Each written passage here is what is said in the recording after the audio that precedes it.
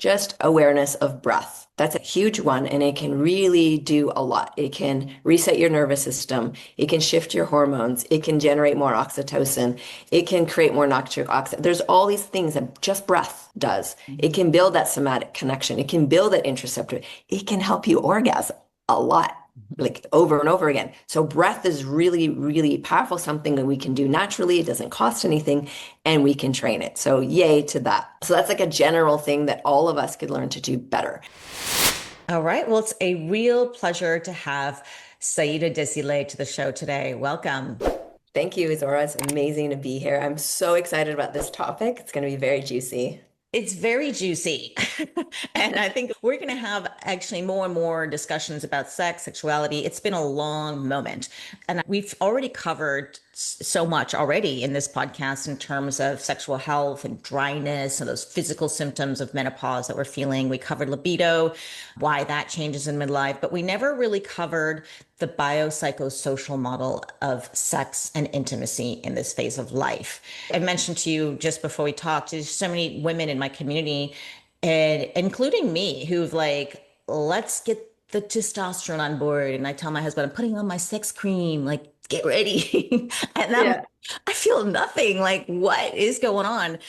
And I hear other women who are like, oh my God, like it's just amazing. It's changed my life. So we get the whole spectrum, but I really want to cover those women because you kind of go, well, if it's not a physical thing, if you don't have vaginal dryness and you've got your testosterone on board, you've optimized your hormones, it's something else. And Exactly. that's how we're going to go. So maybe you start by explaining why we need to look beyond vaginal cream and testosterone to bring this spark back to our relationships.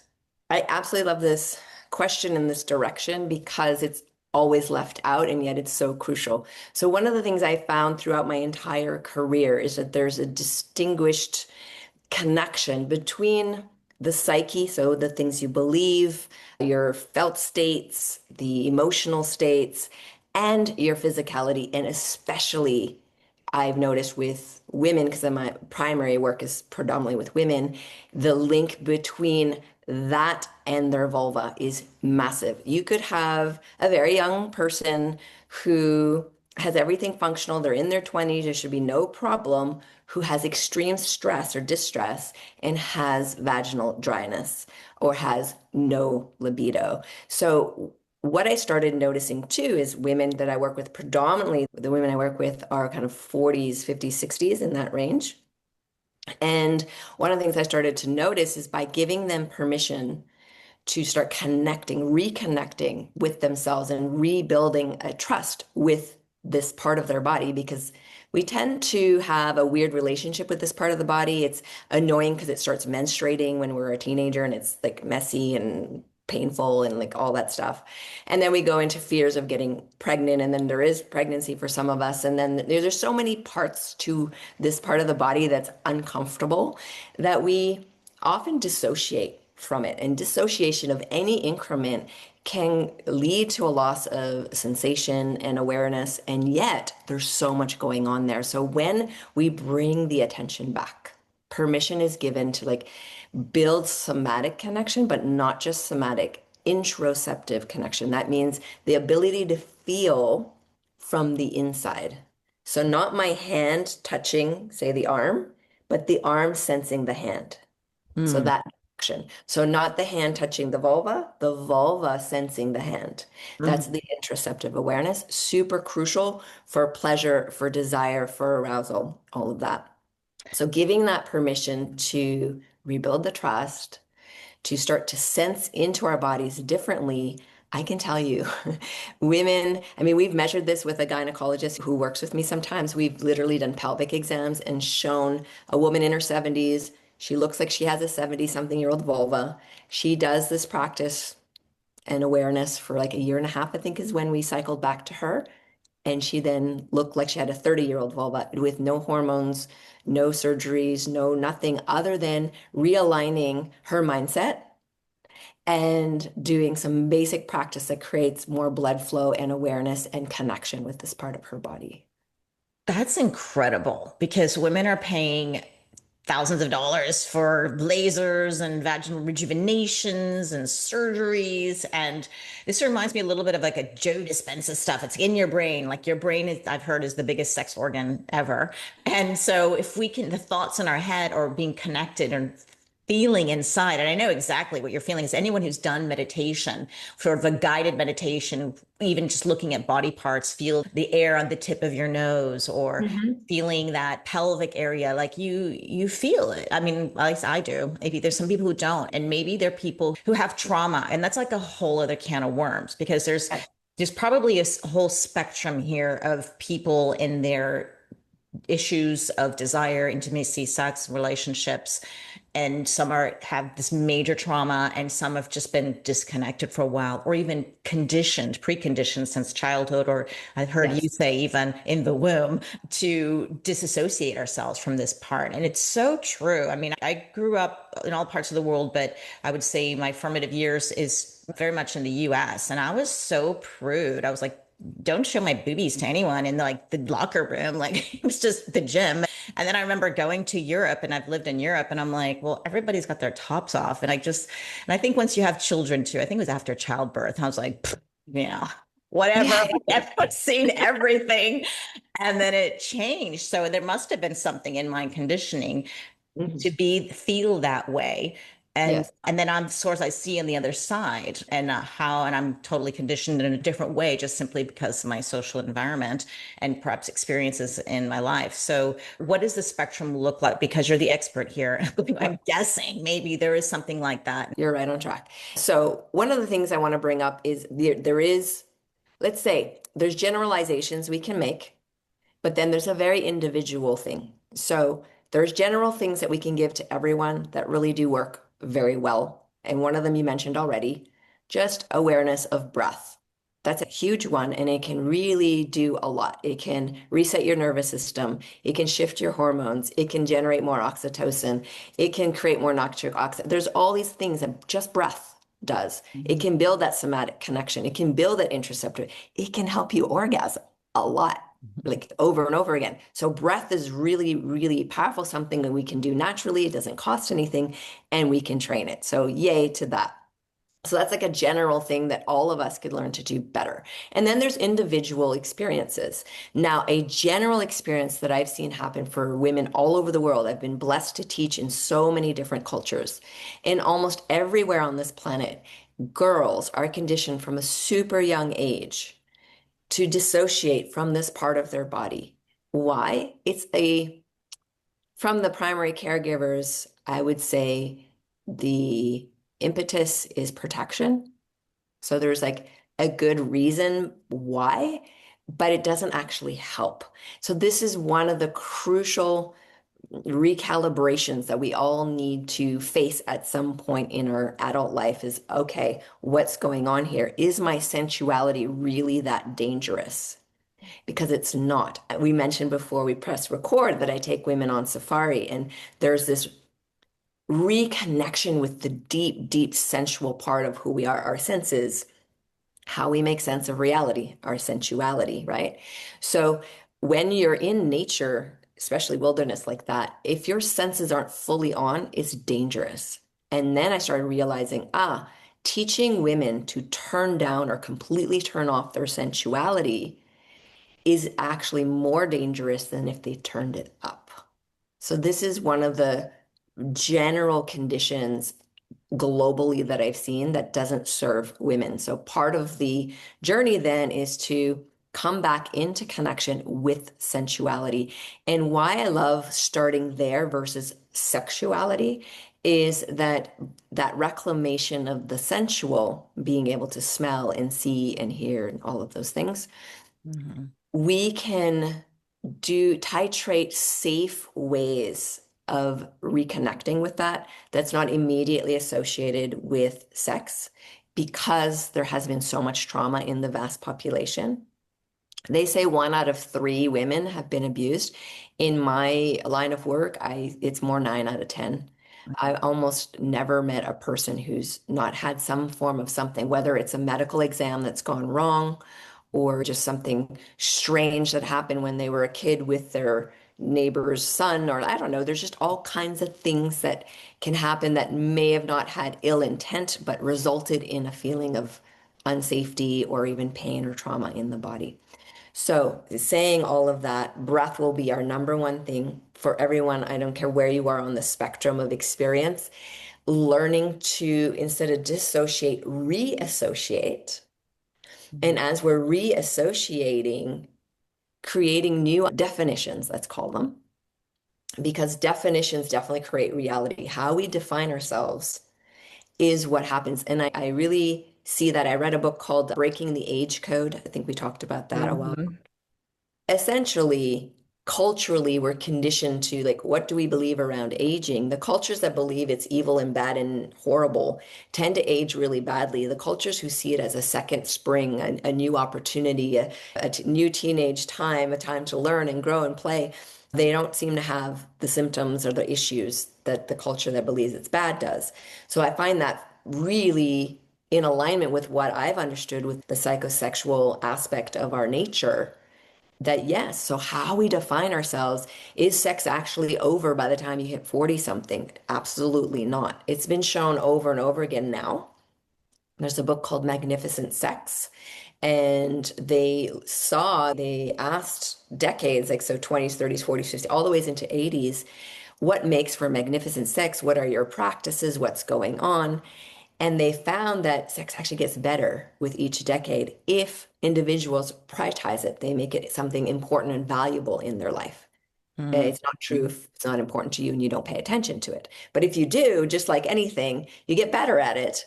And not only that, you discover things in your own self that you never knew was available when you were younger. So that's really, really exciting to me. And all of the students that I've worked with, I can say they've definitely had that turnaround from this is not great to this is the best I've ever had, just by redefining, learning to breathe, and giving themselves permission to drop back into reassociate with their physicality and with their sensuality. So much to comment here. You definitely, yeah, the definition. And again, that reminds me, again, we're going kind of back to the brain and the thoughts in your head and your belief system. And and that's, yeah, it makes such a huge impact for everything, I guess, in life. So it's amazing that you can train that. And then you also mentioned Becca Levy's work, which is she's the one who's a famous gerontologist who Yes. I always quote her because she's the one who said the belief system that you have on aging will change. And if you believe it's positive versus negative, you'll live 7.5 years longer. I mean, that's insane. And It's I'm, insane. It's not just 7.5 more years, it's 7.5 more good yeah, years. exactly. Good years. That's important. Exactly. Exactly. Because you can imagine, yeah, if you're being positive about this. So it's really, really important. I'm wondering that because you said sensuality is making sense of your reality. Yes. And being in the wild, for example, when you bring the women in safari, they have to be on high alert. So I imagine cortisol is pretty high. You're imagining you've got to like protect yourself. But how does that differentiate from the woman living in the modern world who's also high cortisol? She's just hypersensitive because she's on alert for danger. I love that you said this so much. So, first of all, I want to introduce an idea called relaxed arousal. It's very, very important. So, what we know, what you're describing is a sympathetic state of alert and awareness, which is healthy. We actually need that. That is not what I'm referring to. When we're in the wilderness, we enter a state of relaxed arousal. You cannot exist out there in a state of hypervigilance and fear. It causes so much chaos. Everything reacts to it. So very quickly, your entrainment by being out there is to be calm and connected and curious. Calm, connected, curious. So that is achieved by, of course, the ladies understanding they're perfectly safe. There's two very experienced guides that are protecting and taking care of and all of that. And the prep to go, we do a lot of embodied practice so that they're aware of how to breathe. So learning relaxed arousal is going to be helpful to a woman in any circumstance, but especially if she has like she's in the city and there's lots of noises and people and disruptions and not nice smells and all those things that kind of attack our senses. So relaxed arousal, let me describe what it is. If you only have the sympathetic response, which is arousal, like alarm, alert, that's not healthy if it's maintained for a long period of time. It really is difficult on the system. Relaxation, rest, restoration, digestion in the parasympathetic is also really important, but too much of that, you get lethargy. So we need both.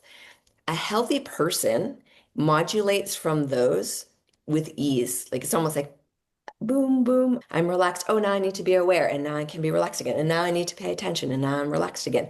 That's a really vibrantly healthy human. So, what we want to do is train people to start realize I can have awareness of my whole environment, receive a lot of information, and be relaxed. I actually can take deep breaths. I can let that whole frontal vagal line, the social engagement line, open, and I can remain aware and attentive because my senses are on board. When we're in alarm only, the senses close down. So we actually can't take in the information that we need. We're just ready to either fight or run away or freeze or fawn, any of those responses. But that's not what we're working towards here. And so understanding how to, let's just take it into the realm of pleasure, how to generate arousal in the body. And for some of us, arousal can feel alarming. So this practice is very important to retrain that so that arousal feels healthy and nurturing and nourishing to our bodies. So imagine having a little bit of like, oh, I'm feeling a little bit lit up right now. Maybe this hot chocolate is yummy or this rose smells so good. And it's like, oh, I'm paying attention. It feels nice. I want to engage with whatever's in front of me. That, and then remembering, oh, I can share this goodness, this good feeling in my system with all of my body. So taking deep breaths and spreading that sensation of goodness everywhere in the body. So that's a little bit a step of entrainment of, okay, I'm getting turned on and I'm going to spread that everywhere and just kind of enjoy myself. So instead of getting aroused where you're like hyperventilating and tight upper chest breathing, you actually are aroused, but doing deep breathing into the belly, into the genitals, into the pelvic floor.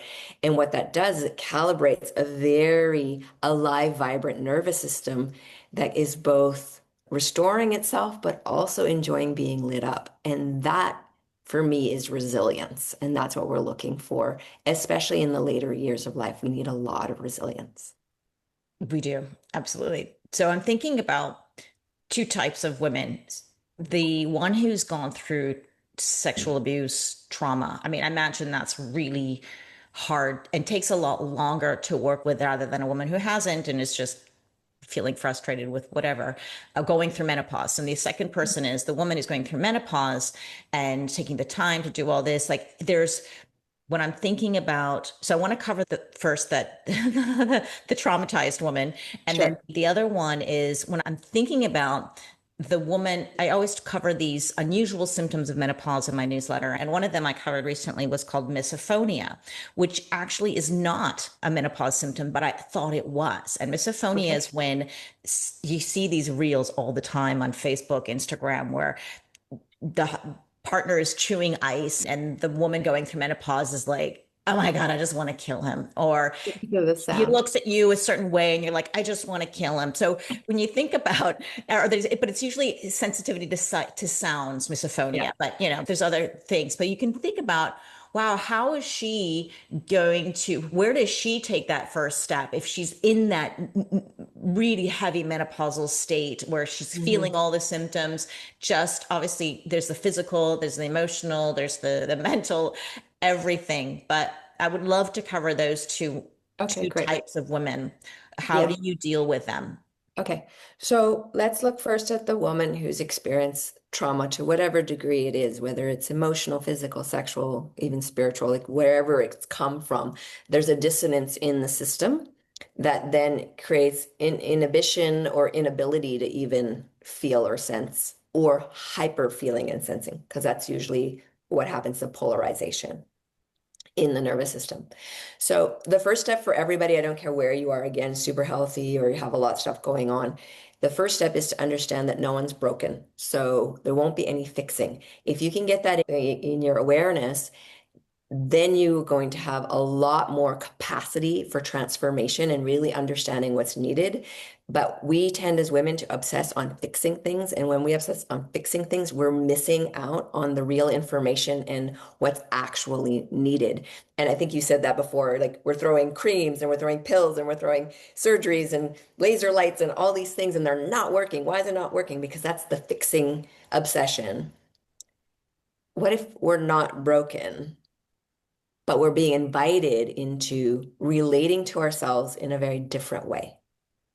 So that's the first step with anyone, no matter the age, no matter what's going on. If there's trauma, no trauma, but especially if there is trauma, it's super important for the person to understand that whatever's gone on in their life to whatever degree, and I've personally been through a lot myself. I've had a few near-death experiences. I was 38% of my body was burned when I was 12. Mm. So I almost died from that. I had a really violent rape experience that nearly took my life, and all the repercussions that came from that in the system and how to heal from that. So I understand, and I grew up in a very violent environment, witnessing a lot of stuff. So I really have a deep connection with what can happen to the psyche and the body when exposed to things that are not great. Let's just put it that way. But I also know how resilient the human spirit is and how incredible and how much our bodies actually want to come back to a state of harmony, balance, and vitality. So the first step is to acknowledge, okay, who am I if I'm not identifying with being broken? This is a really big consideration. Now, if you're not broken, but there's things that aren't feeling nice or things that you would love that would work differently, we can bring curiosity into that experience. The first level of curiosity is always to rebuild trust. So, one of the most simple practices I've given my entire career, and it's not easy to do for some people, but it's very, very simple, is first connecting physically with the chest area by placing like a hand there and just starting to feel for your own heartbeat, starting to feel the rhythmical sensation of your breath, so your chest expanding and relaxing, and just that self-attunement. I think there's been some studies like people who suffer from, say, like food imbalances such as bulimia and anorexia actually have way more success healing, attuning to their own heartbeat because it reassociates them with the body and starts to create safety. So that's the first level, is just breath. Can you feel the heartbeat? Can you feel the movement of the chest? And then going in a little deeper, can you sense into the spaces around your lungs and your heart? And can you create a little more space? That invitation, what that does is allows a person to realize, oh, I can manually create more space, because then they start more deeply breathing. And there's so much tension that we hold in the chest that is really inhibiting a lot. So that information of just breathing more deeply, having more space, already can start releasing trapped emotions, can start releasing kind of a negative thinking pattern, and can start actually helping access that frontal vagal line, which means you're a little more available to engage positively with life and others. And then another layer, so if we go a little deeper, is then attunement to the heart itself and starting to sense a quality of something called deep respect. I don't use the word love because a lot of times that's charged with a lot of different things for different people. All I say is if there's no deep respect, there's no love. So if we have deep respect, we can head in the direction of love. So deep respect, just what would that even be like? What would you sense into that? And you're feeling that and you're breathing, your eyes can be closed. You're just starting to sense into that and self-generate this experience of deep respect. And once you've generated that a little bit and you get that sense of like, oh, things are feeling warm, I'm feeling a little bit more relaxed. Sometimes there's tears, it's really interesting to see what happens. Then with the other hand, I will say just bring it down to your belly or your lower belly, or if comfortable, over the genitals. And all you're going to do now is breathe in to the heart area, this warmth, this respect. And when you exhale, you're going to imagine the warmth kind of flowing down into the belly. It can flow all the way down to the pelvic floor, all the way down into the genitals. And you can add also to that a flowing down of respect.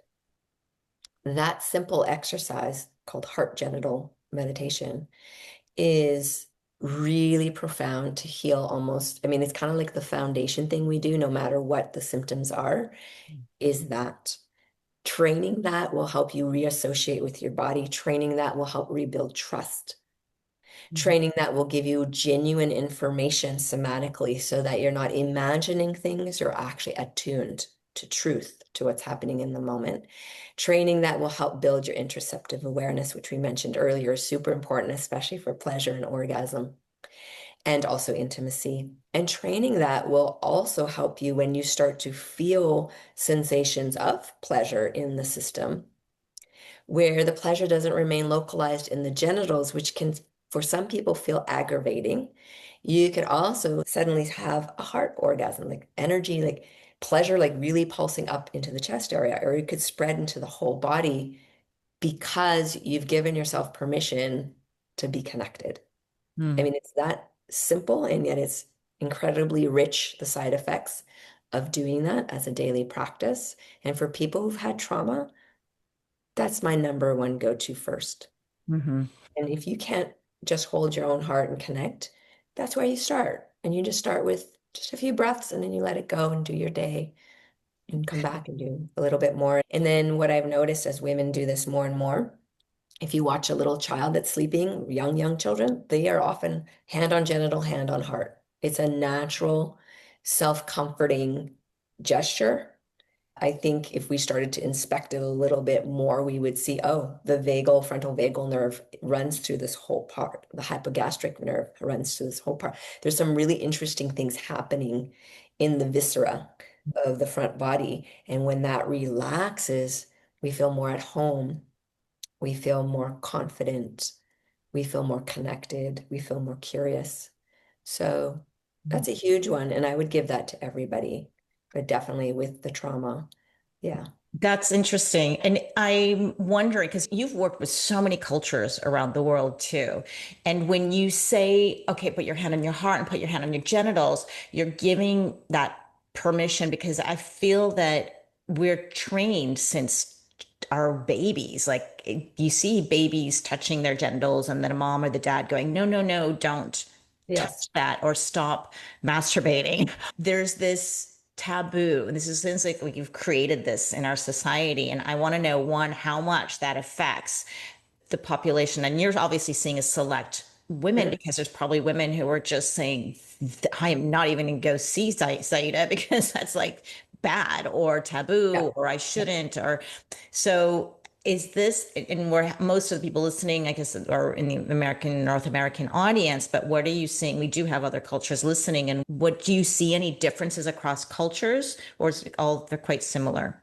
Well, if you just look at the human body, then the effect is the same. But yes, culture, which is a huge, let's say, way in which we design our beliefs. So the lenses through which we look at reality are culturally set up.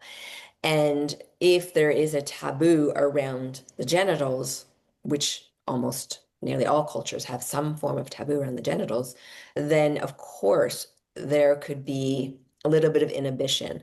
But what I have found is when you give someone permission, when you frame it correctly, this is your body, this is your capacity to give yourself vitality. And the genitals are just like an elbow or your nose. It's a body part. It's not that special in the sense that every body part is important. It all serves a particular role. And the genitals can be a place where we can feel relaxed and at home. But we do need to start to reframe things, which is why I said earlier, definition creates reality. We really do need to start reframing. So I have been on calls with the Department of Justice in South Africa, ran a large call through an organization called WIN. It's for women and it's a network around the world. And we had 120 something people on there. And there's so much sexual violence, especially toward women. And the cultures are all trying to address, how do we help this? How do we help women heal? But how do we also prevent it from happening in the first place? And I found myself saying we need to destigmatize self-pleasure. That is the number one most important thing that we need to do. And I hadn't premeditated that at the time. It was just kind of stream of consciousness. And what I understood is primarily doctors also need to prescribe self-pleasure. And I don't mean to the point of orgasm. It could just be hand on heart, hand on genitals, and just in that relaxed arousal state, feeling connection that feels safe. Just that.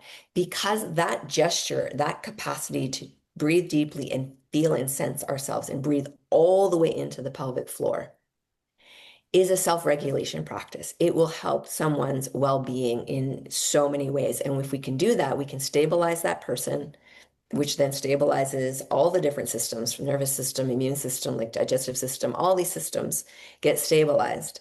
So as a doctor who's concerned for someone's well-being and health, and you're seeing someone a bit chaotic, this needs to be prescribed.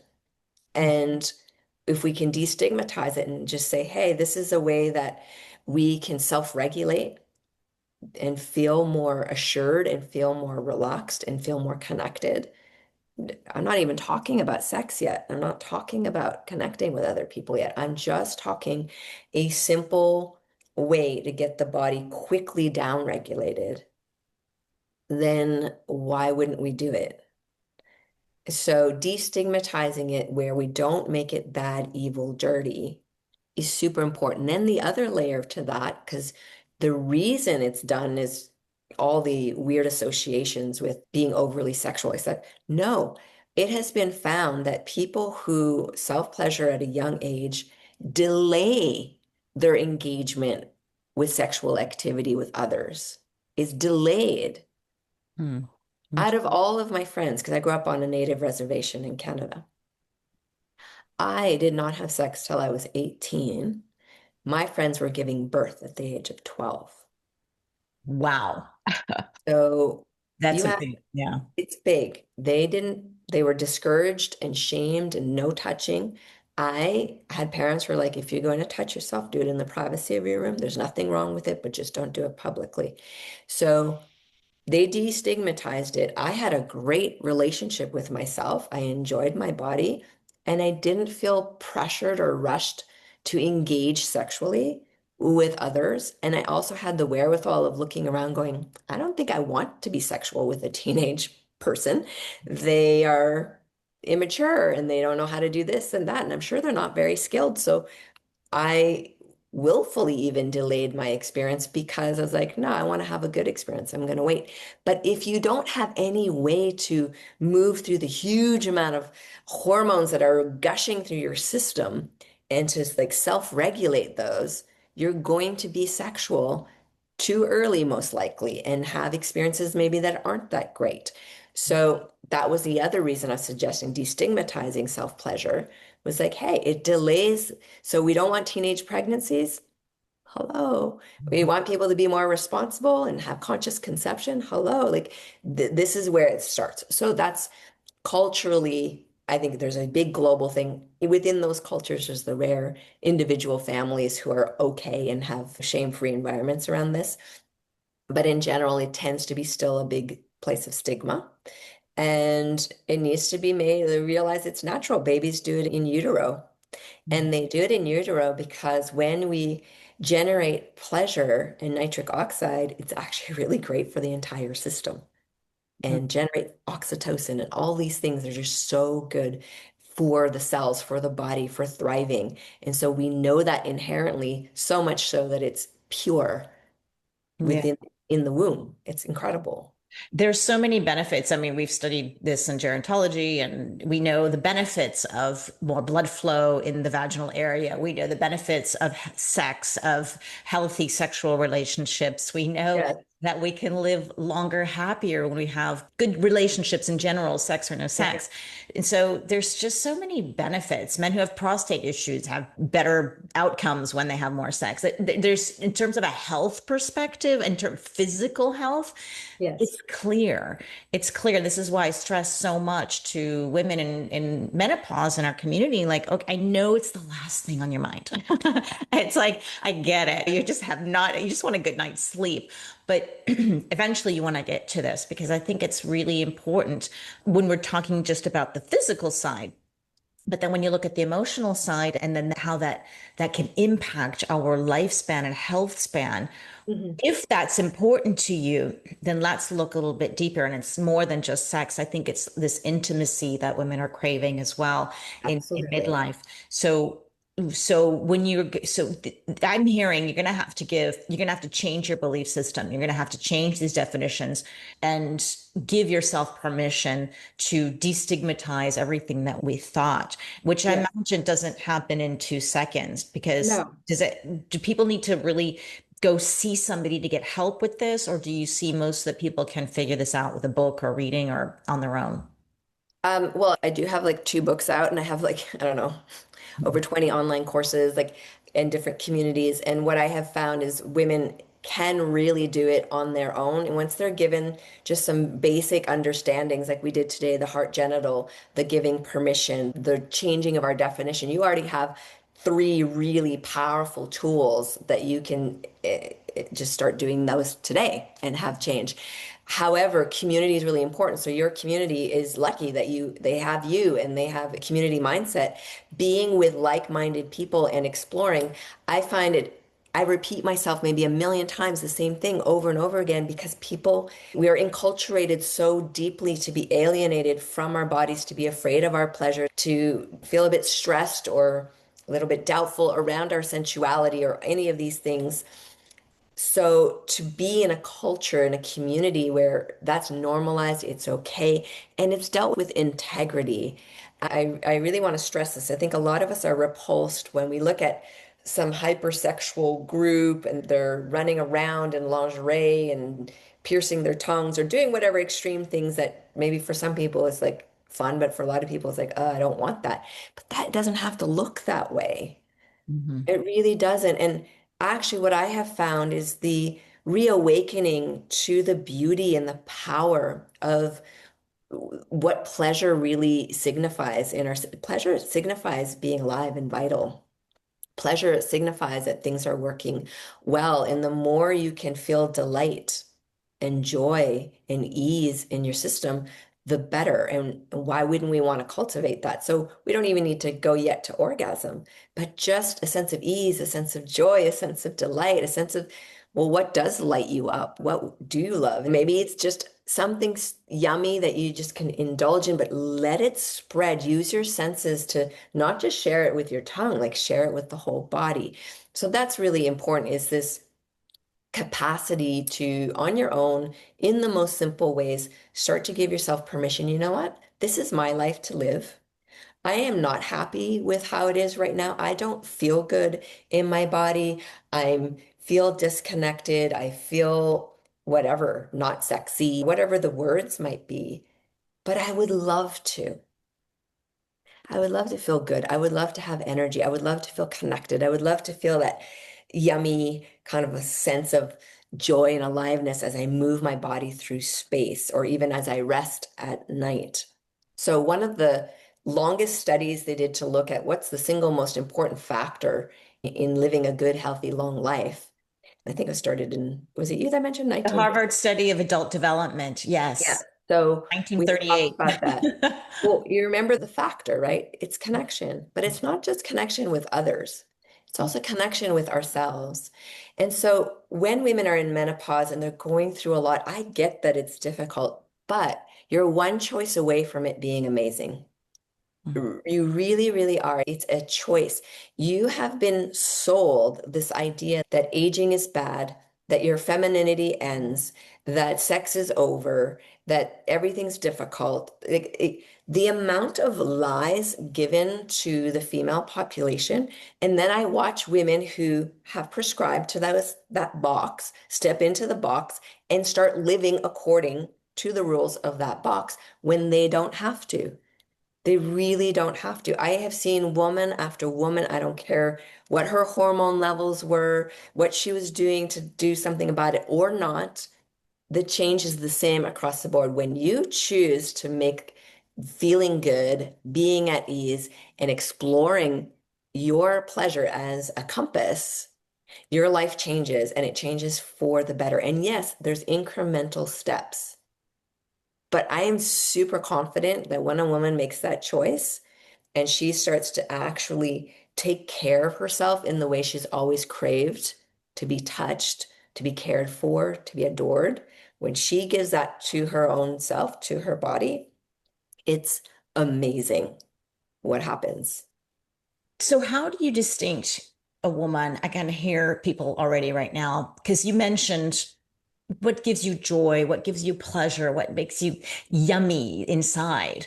And I'm thinking about just a friend of mine the other day, and she's struggling with weight. And she's like, I have so much, I love this croissant. Like the croissant just brings me so much joy. And I'm treating myself. It's my pleasure. But she does this every day.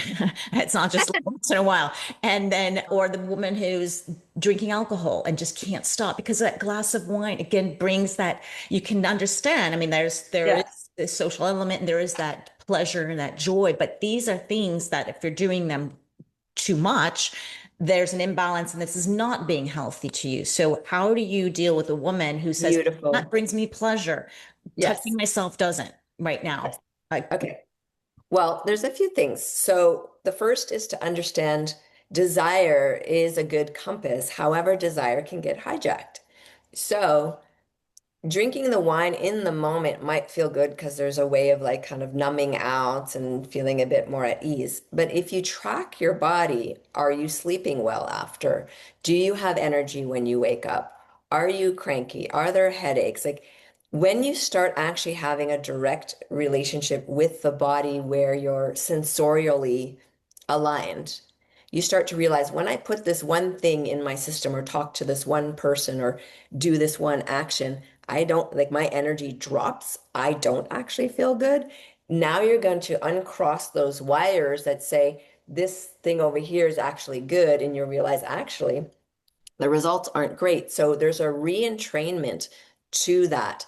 And part of it is, again, coming back to the body, like realizing, okay, how is my body actually feeling? So it's not necessarily a bad thing. If a person really wants to have a croissant a day, fine, but then move your body, like go and like really move.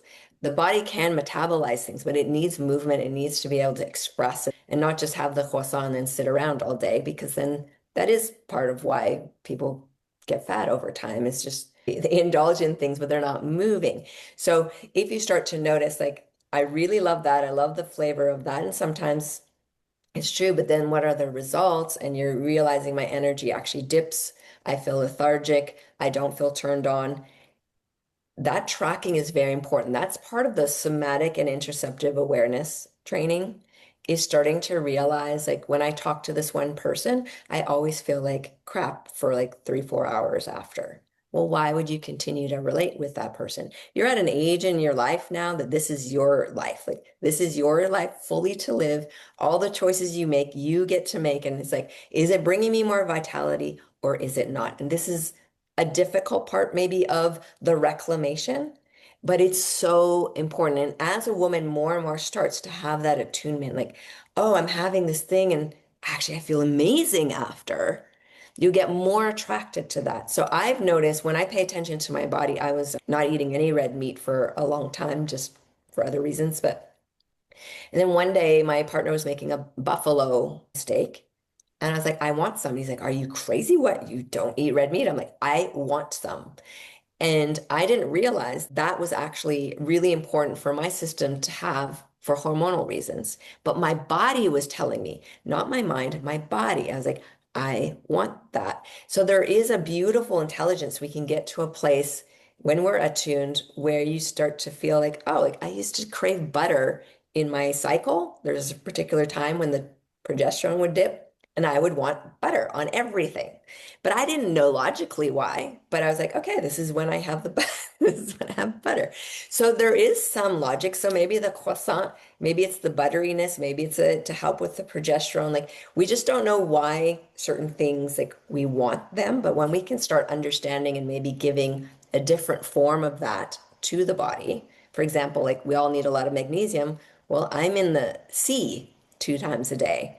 So I'm upping magnesium intake through the skin and it's so much fun and I'm getting some movement instead of just taking a supplement.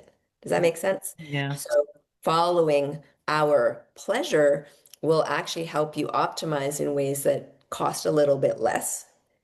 And when you start to discover, well, what are the ways that my body does like to move? I think walking at a medium to fast pace for I think it's 49 minutes every day makes a massive, massive difference. But it also makes a huge difference if you just move a little bit every hour.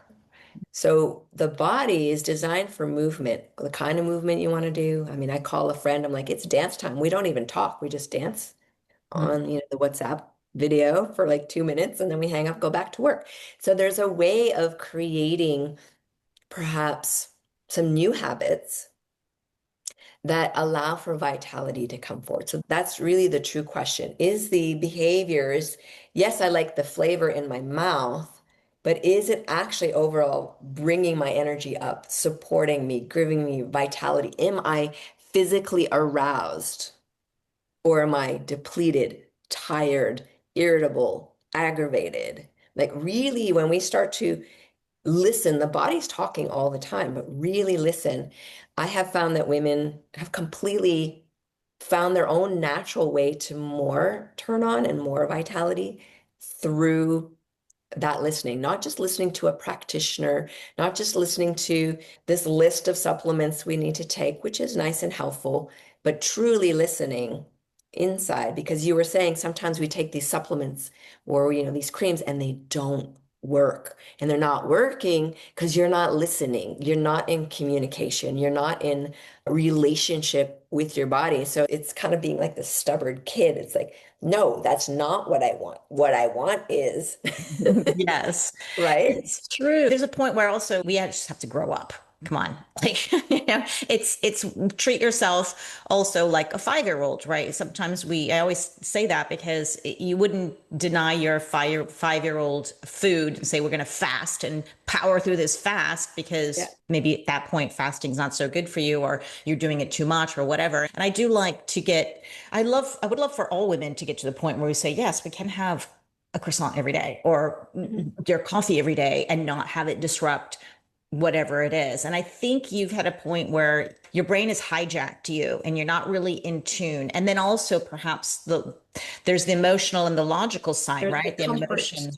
Yeah, and I remember asking my professor there was the mind body connection course that I was doing in gerontology, and the whole course was the benefits of exercise. And I'm like, blah, blah, blah. I know.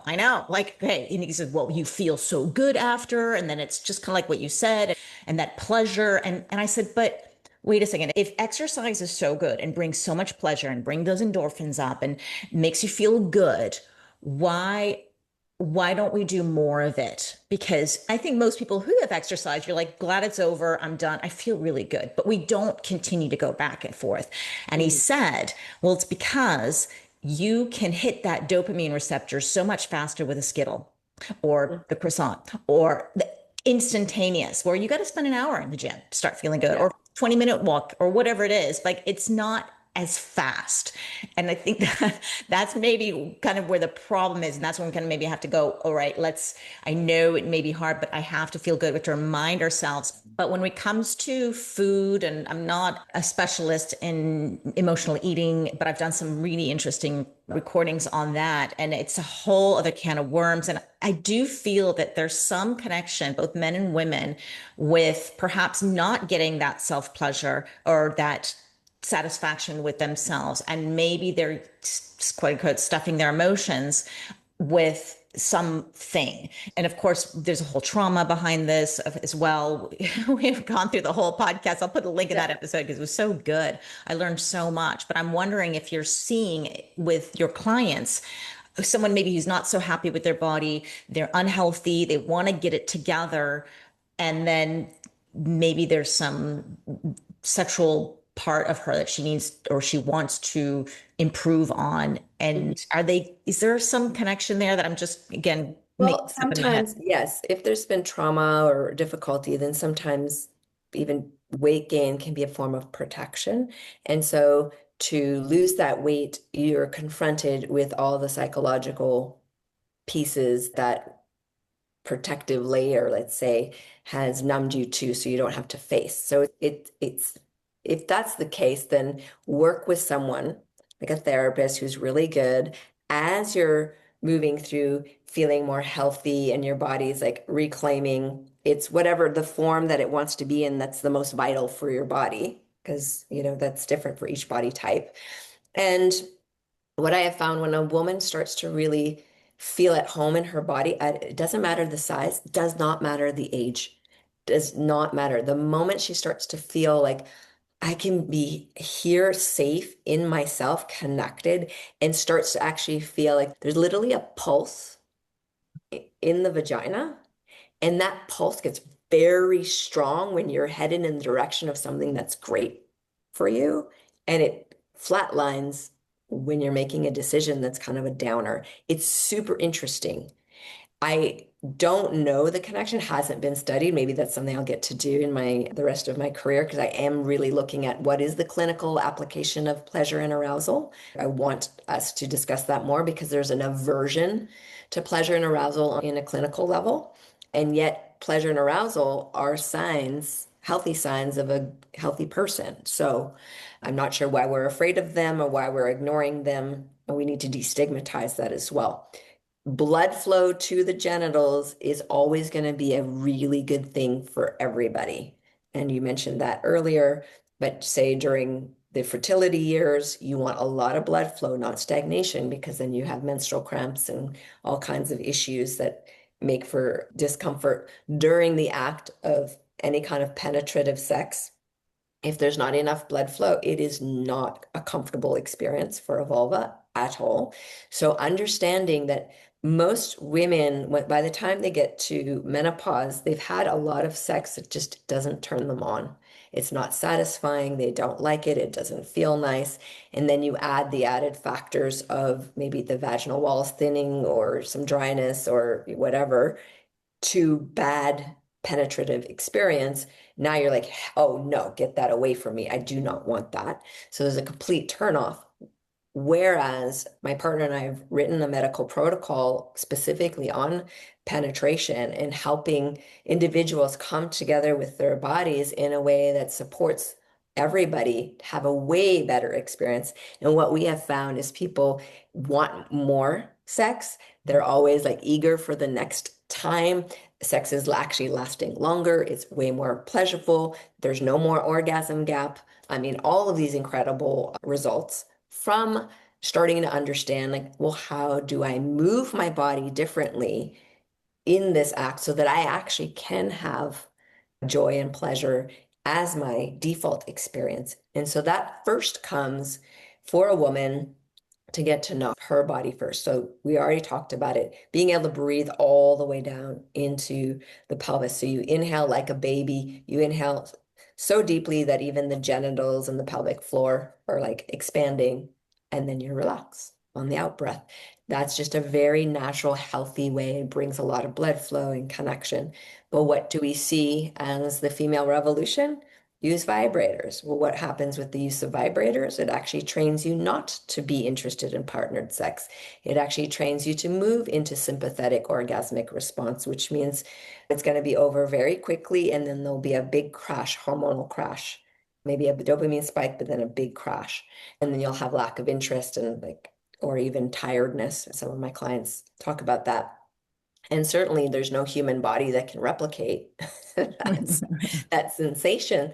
So you're entraining yourself, and then you're actually telling your body like you need more and more and more intensity just to feel something. But the good news is the moment a woman sets that aside and starts to just connect with her body using very gentle touch and just breath and just is willing to give herself permission to feel. She may not feel anything for a while, but to slowly allow sensation to come back. We have seen numbness come back into sensation. We've also seen pain transform into pleasure. And then the whole other spectrum on the other side, which is a variety of incredible sensation that one could has it hasn't even been mapped out really. I don't have words for what's available. All I know is there's a lot of very happy women with glowing eyes when they discover that they can give this to themselves. And when you can give it to yourself, then you can translate that into a partnered experience. And so that's a really, really important thing. So if someone's going through any of those menopausal symptoms of any of those things, we've seen a reversal of that, but you're going to need to learn how to breathe. You're going to need to touch and not necessarily have to do it always in a sexy way. It can just be in a very like a healing way, if that's what your body needs, with no intention to orgasm, just intention to be and put love into the tissue that you're present with. Just that is a huge beginning for many people. I'm so glad that you mentioned breath work and bringing blood flow and nitric oxide. And this is such a simple tool. We just need to learn how to do it. And I've done the breath work training with with Patrick McEwen, the Oxygen Advantage. And I was amazed. I mean, it was very, very scientific, explaining what's happening in the body because I really want to understand because I saw such amazing results. So I continue to teach women through the breath. But I do remember, and you're talking a little bit about self-touch and how do we bring this blood flow? So we have the breath work, we have a little bit of self-touch. And interesting, you say, yeah, put the vibrators aside because that is giving you desensitizing you. But I Right. remember hearing you on another podcast talking about Anana cream. And I just got, well, several months ago, I got a bottle of this and I Yes, I have one here. feel, yeah, you got it. So, oh my gosh. So tell us a little bit more about, because you probably know more about it than me. And it was introduced by my biohacking bestie, Natalie Nidham, and she's like, you got to try this. And I started using it, and it's a serum you put on the vaginal area, and you immediately feel this tingling. And I was like, oh, there's this must be some flow or something like, Yes, it and does increase the blood flow and the nitric oxide it's available. because there's some, I don't know, the cream itself it's not just regular cream. I don't know, I can't remember exactly what she said. It's enhancing the blood flow, I don't know, like 10 times more than just regular cream because of the formula of the cream. I don't know if you know what Correct. you And there's mean. no hormones, which is why I really like it. It's super important. I work also with women who've like post-cancer, things like that. And also having hormones like estrogen in creams,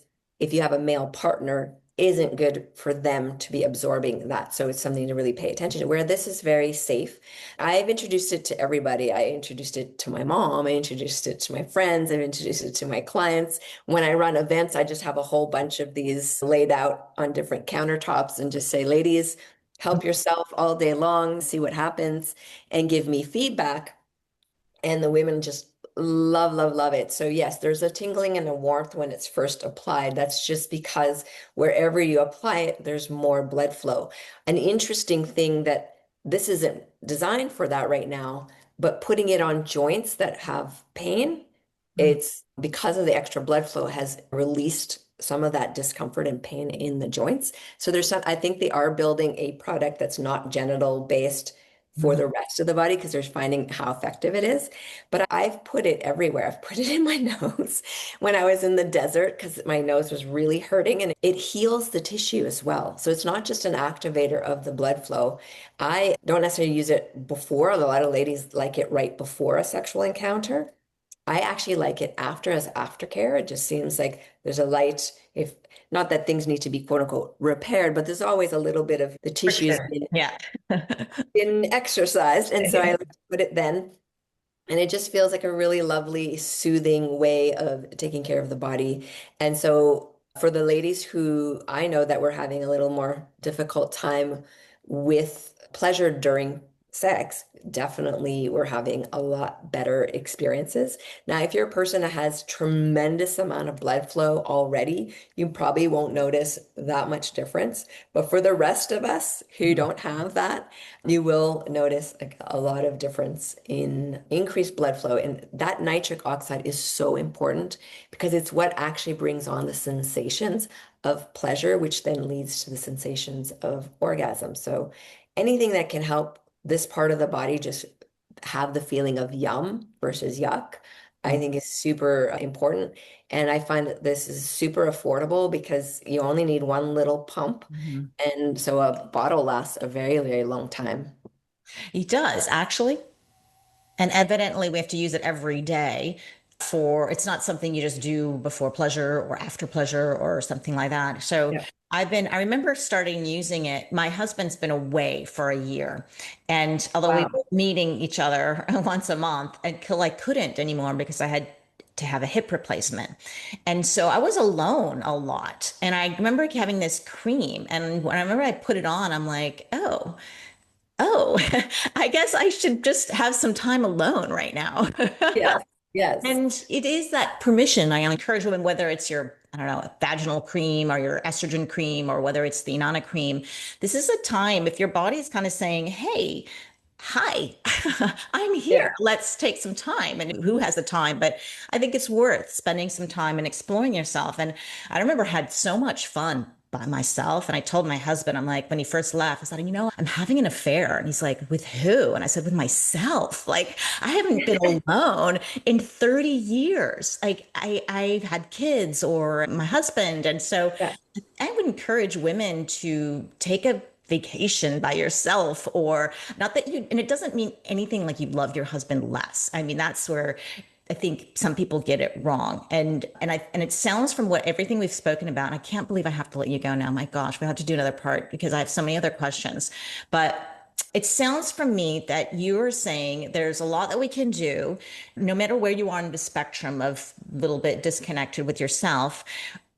It starts with yourself. And I'm hearing a lot of self pleasure and masturbation, which we always associate with a man for some Yeah. reason. But again, if we can take away that taboo and explore ourselves, and I have interviewed many women on sex and how to have better intimacy with your partner, and they're like, you got to figure out what brings you pleasure first before you can bring somebody else into it. And so what I'm hearing now, but we should probably do a part two because the part two is my question for the woman is going through menopause and her partner is just not looking attractive to her right now. And she's can't sleep. She's got hot flashes, night sweats, and she's, just not happy within her body, mood swings, like the whole shebang. I mean, I meet women who have feel nothing and I feel women who feel everything. And it's very Yeah. intense and very frequent. So for that woman, I don't know if we should wait for a part two, but I really wanted to address that person, how she can improve. And she says, I really want to improve my relationship with my husband or my partner, or whoever. How do we do Absolutely. that?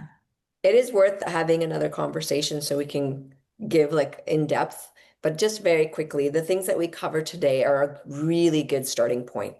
The breath, the connection heart genital, the interoceptive awareness of just starting to sense inwardly, the self-touch, giving permission, even using the Anana, like, and all of these little things, redefining the role of pleasure, being curious, like, is there anything at all that lights me up?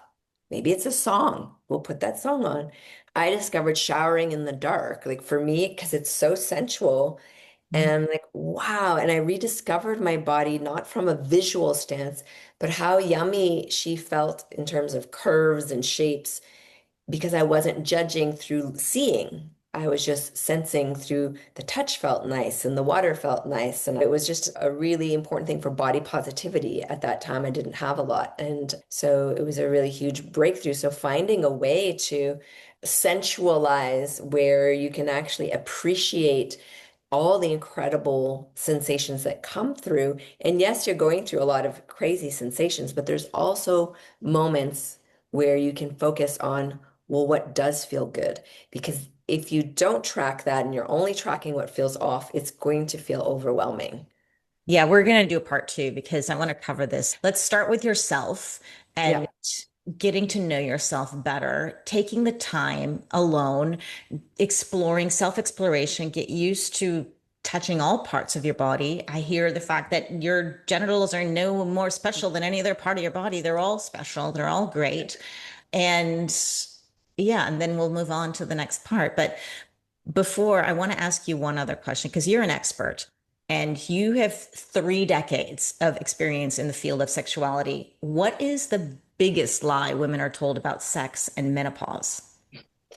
That it ends. And I have to say, it only can be better. I mean, the women that I've in my community that I've had the pleasure to be in contact with, they've told me, oh my God, for the first time in my life, I'm having full body orgasms. They're just having better and better and better sex. So there's something really, I want you to think of menopause not as a crappy time of life.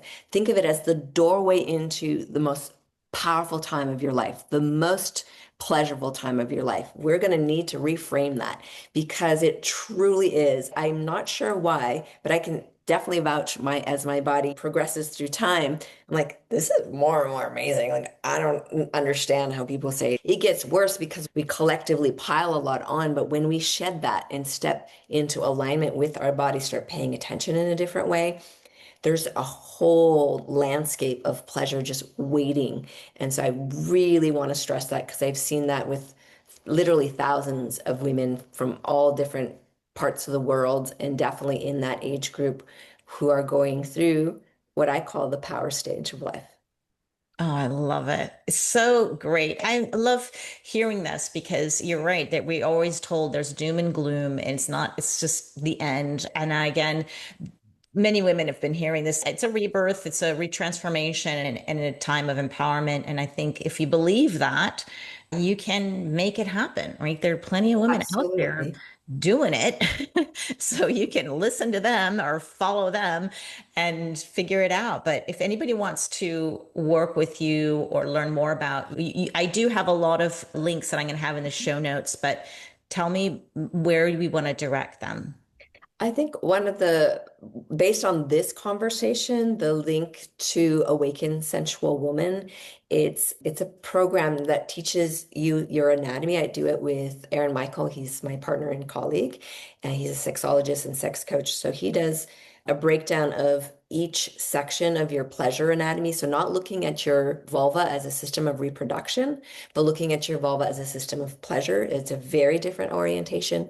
So he shows on a model like what's the anatomical part, what is actually happening there. We have some handouts, and then I take you through on my own a meditation where we activate and touch that part. I'm fully clothed, so it's not weird or anything, but I guide you step by step how to breathe, how to sound, how to touch, how to be with. And we have had incredible results where women are getting more of that wetness back, more arousal, more range of different kinds of orgasm. They're sitting and walking differently. They feel more confident. Like it's really quite interesting the side effects of a woman who's deeply aligned with this part of her body and feels really confident. She knows exactly what's going on. She understands the entire map, the entire landscape, and knows what to do to activate it, but also to soothe and care for it. Awesome. Okay. We're going to have links to that in the show notes. The Awaken the Sensual Woman. You also gave us a code, Zora for 10% off. Is that right? Did I get that right? I think so. Yeah. Okay.